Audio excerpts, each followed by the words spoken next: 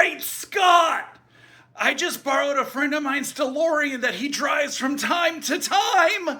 In order to get from the future to the past so I can publish this video right now.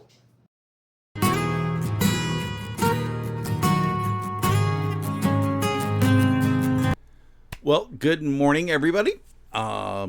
This video, a little wonky, but, that's what happens when, cruises happen. So I am working on the next Glow and Behold block. It is a sunflower block. Really, really cool looking block. I'm going to rewind a little bit to the cutting instructions. I don't know what I was on when I did my cutting, but I have a whole bunch of extra tiny squares, and it's a lot of them, and I don't know what I did, how I miscounted, and all that other stuff, but it is what it is. Not worrying about it, but, that just says we have a little bit more of the background than I thought. So I have my pile of fabrics that I am going to start working on. I have my pattern, which I'm going to put over here so I can do everything correctly. And I need to change the foot in my machine because I've got my 1/4 inch foot in there already. And I would like to put the foot where I can do my, what are these things called? Snowballing, because that's what we are going to do first. Finding the sewing cam view, which is what we are all accustomed to. I'm going to grab a handful of my fabrics and let's start going. Now, one thing that I will tell you that I figured out in the beginning, there's 2 different types of snowballs. And I have to make sure that I am doing these correctly, because if you do them wrong, your sunflower may not look as you expect. So I want to do from here to here. And because I like sewing off, I am going to do all of mine this way. Because I like to start in the in a flat piece and end on a point. That just makes it a little bit easier for me. But you do whatever is easiest for you.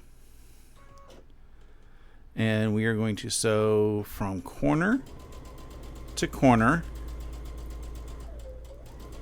and we are doing all of the yellow fabrics exactly the same.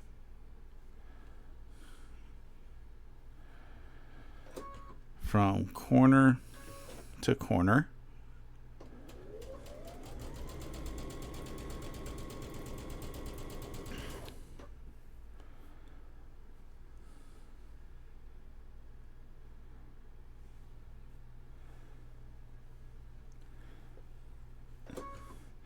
And these are great to chain piece because you're doing them all the same. Just make sure you're only chain piecing the yellow at first. And the reason why I said is because the one with the white background goes the other way. It's in a different portion, and there's a figure 1 and a figure 2 in the instructions, so you should hopefully read them carefully, unlike me in take 1 of this, where I had to pull out the seam ripper that shall not be named. And that's what you're doing for all of the yellows and the white for those snowballs. And then we also have our larger squares, which are getting a yellow snowball. And it doesn't necessarily matter which one of the corners you put it on, because all 4 corners are the same. We're only doing 1 corner. The important thing is basically when you put it together afterwards, you have them pointing the correct direction. And one more of these. So for the yellow ones, for each block, you're doing 4. And then for the white ones, for each block, you're doing 4. So that should get you a good direction for all of them. Like I said, chain piece, you can do all 12 of each of them at one time and just lay everything on top of one another. And I'm going to pull these off of my machine and separate them.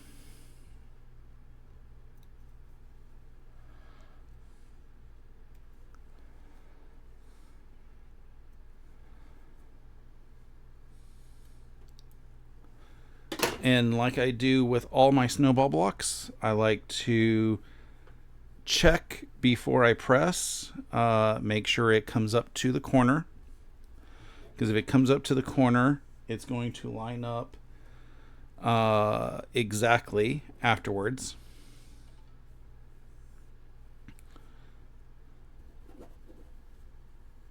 And if it doesn't meet the corner, then you have that opportunity to do a little bit of an adjustment before you trim.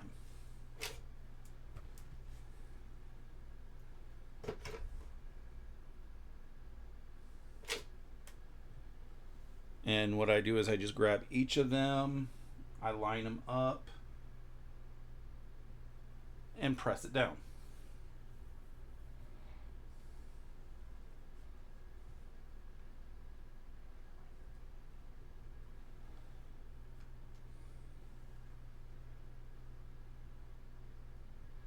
And I found that doing it this way gives me a slightly more accurate block.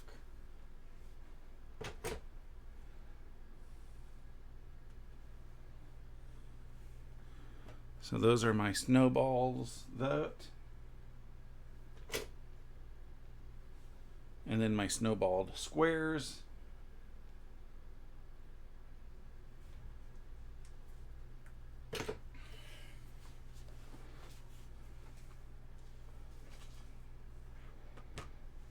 And for each of these, you want to trim off the back layer by about 1/4 of an inch. You can eyeball it. You can just use scissors. I'm just going to use a quick rotary cutter.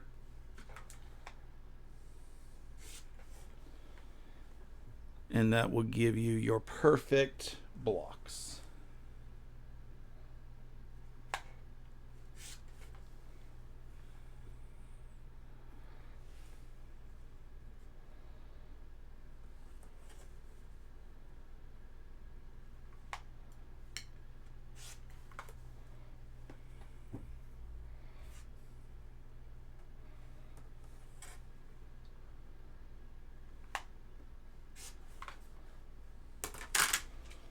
And we have these.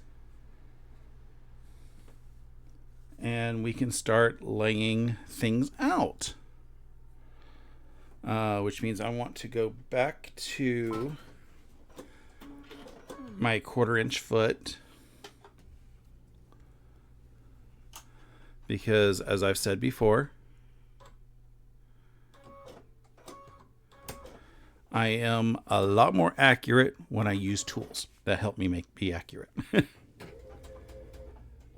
Part of the next unit that we're putting together is it's 2 squares. There is a yellow square and a white square that we're putting together. And we're just going to run those through. And I'm just going in here looking at what pieces are sewable at this time. This piece goes with, so the white rectangle goes with the white rectangle with the snowball on it, where the snowball is coming into the center.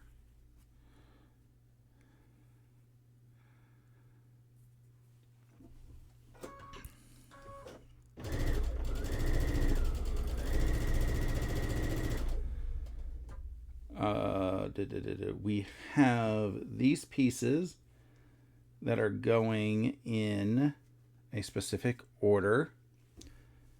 The Fruit Loop goes to the left, the grunge goes in the center, and the thatched goes to the right. But we also need this piece. And this piece I am going to press towards the yellow.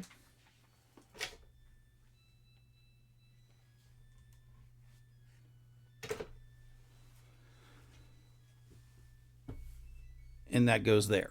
So we have our 4 pieces. And if I remember correctly, it's slightly easier to sew in this direction, because we're starting with straights and straights instead of on angles. So I'm going to pair these up. It also keeps you from sewing, trying to start on this little bit of bulk here.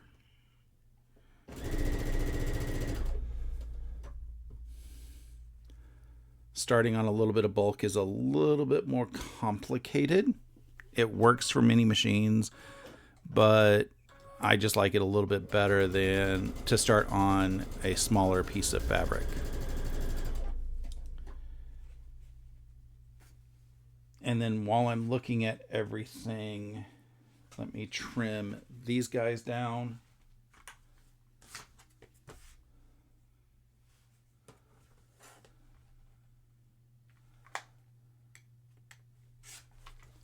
Because this block is it leads itself to a lot of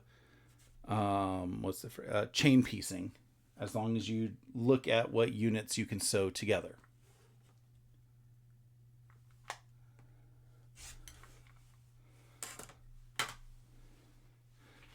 And I want to put this guy this way, which is also this guy this way. And I will sew these together.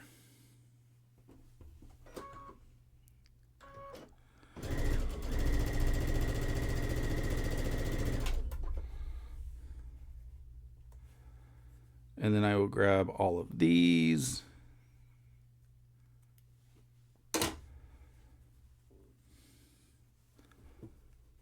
This was the left side. This is the right side. I'm going to press these first just because it makes it easier. The pressing direction that I'm choosing is going to take into account the center seam. It might help if I actually gave you that light. See what vacation does to you? This is a little bit bulky. This is a little bit bulky because we have seams, but I want to take into account the center seam because I can pound this side, the edge, into submission when I'm sewing it into another piece later. But it's a little bit more difficult to put that down in a when it's in the center. So I'm going to press all 3 like that.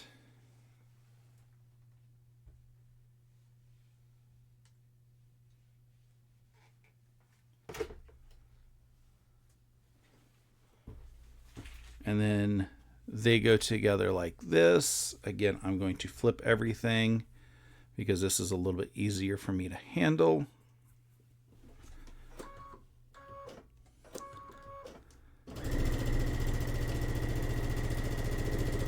And I will run that through.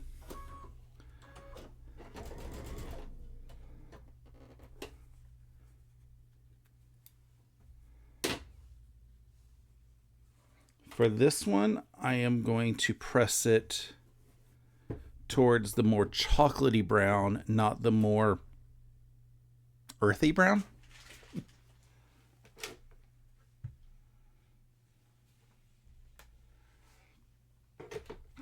And that's because it will nest with the way that I'm pressing this one.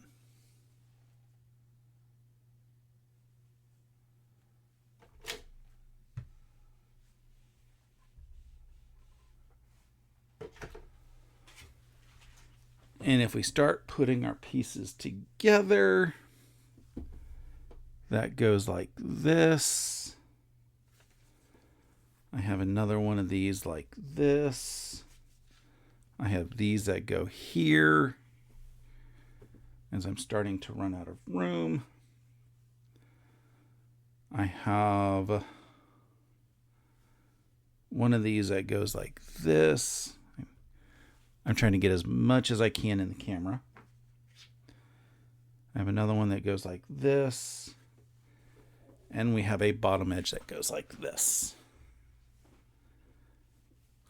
And what I am going to do is I'm going to finish this centerpiece here because that will allow us to sew everything else into rows. So I'll push these over. You can use pins or clips or whatever you prefer to line up the center seam. I am just going to use hold and pray.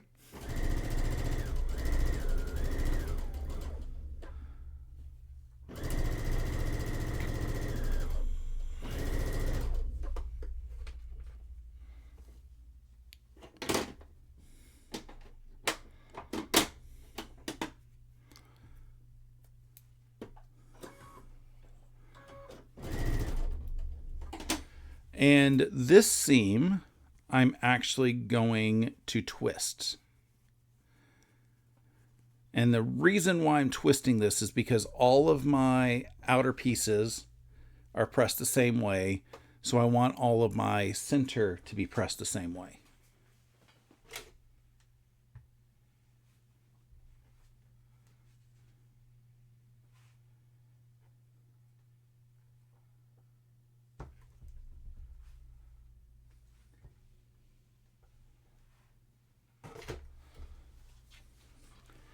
And it doesn't exactly matter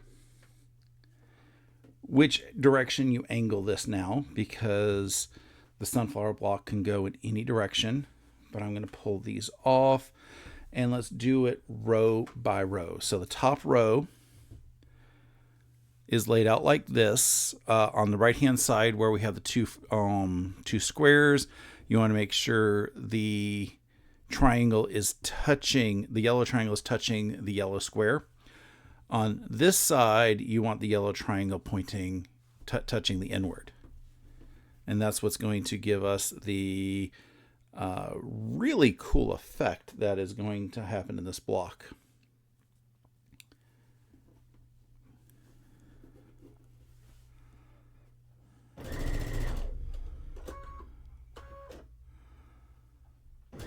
So again, you can use pins to line things up. I'm not a pinner.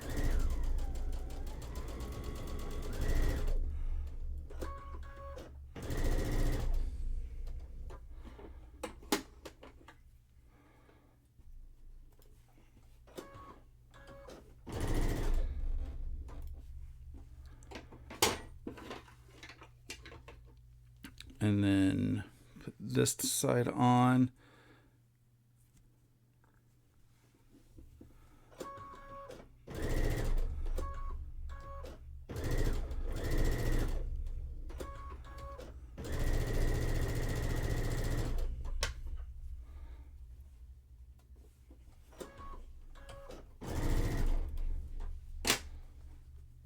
And I will press these outwards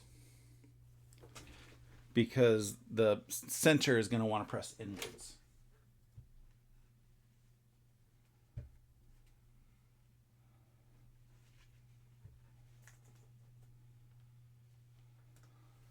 But with these blocks, you can press any way that you think you want to.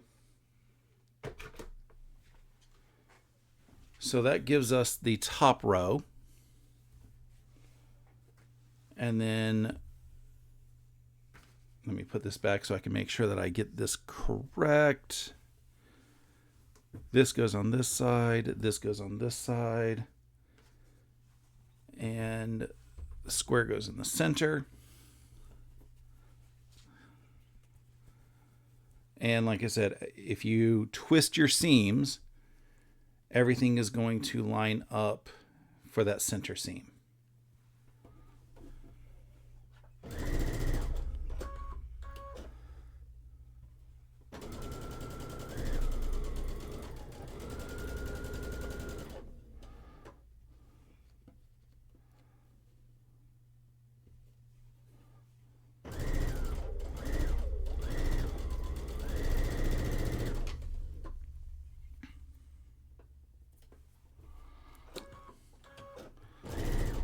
And I do use my leader and enders just to help keep my threads together, my pieces together.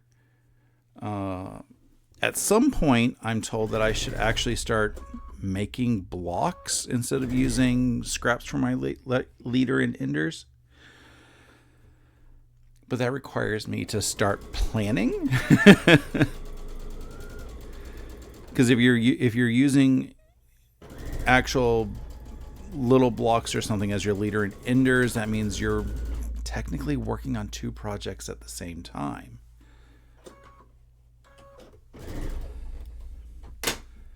So like I said, this, because we have more seams on the outside, is going to want to go towards the center.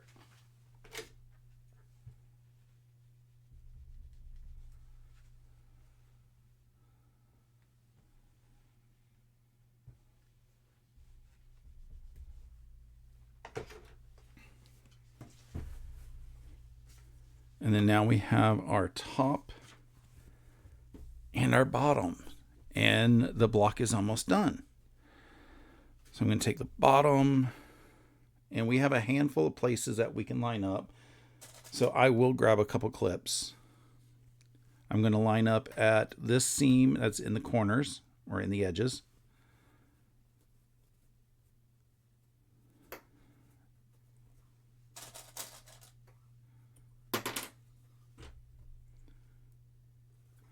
And then I'm going to line up in the center.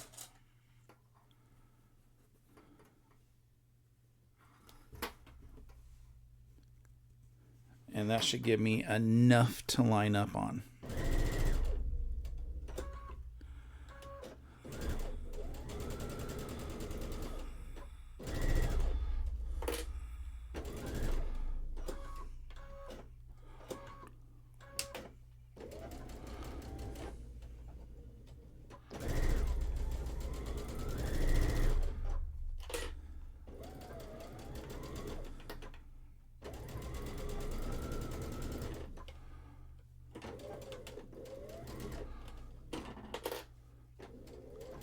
Take it a little easy where it might be a little bulky.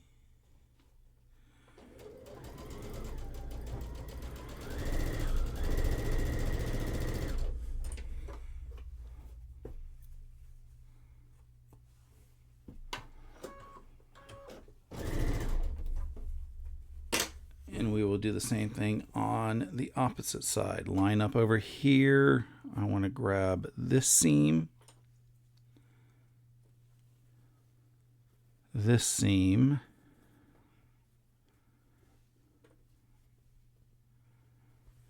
and the center, because those three are places that easily line up.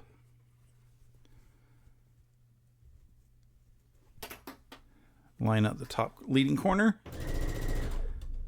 and go through your machine.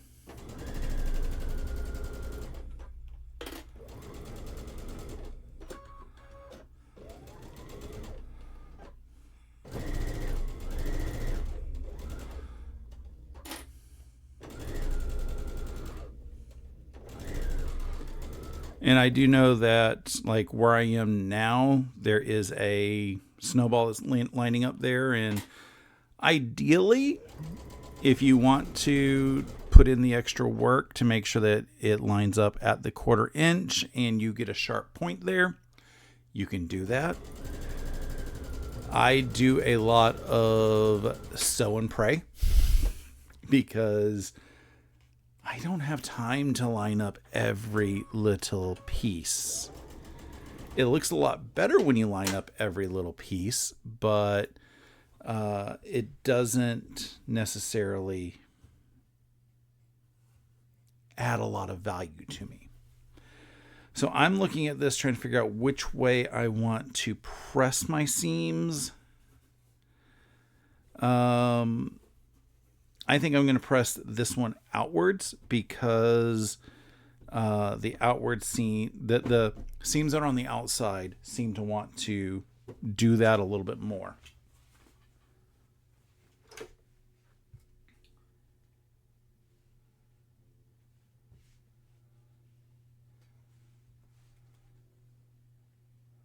And this block is very easy. It went together fairly quickly.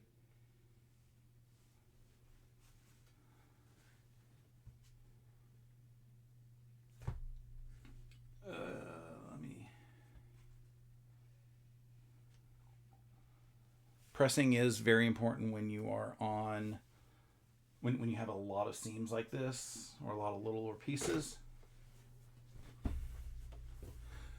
But ta-da! This is the block. It is the sunflower block. And we need to make 3 of these. So I have homework to do to make the other 2 before Saturday when we are putting this all together. And then that goes with the, no, I'm sorry, we have 3 of these to make, so I got to make 2 more. And that goes with the 2 that we have already made of the star block. And then we will be finishing it in a table runner. The fact that we have 3 and 2 leads me to believe it's just going to be a long table alternating. But we will see, because, you know, we do have borders and sashing and everything to put on, and we will see how that comes together. I'm very excited about this. It is a gorgeous pattern. Thank you, Fort Worth Fabric Studio, for putting this pattern together and this mystery sew along. And I will see you guys Saturday for week 4 of Glow and Behold. Toodles!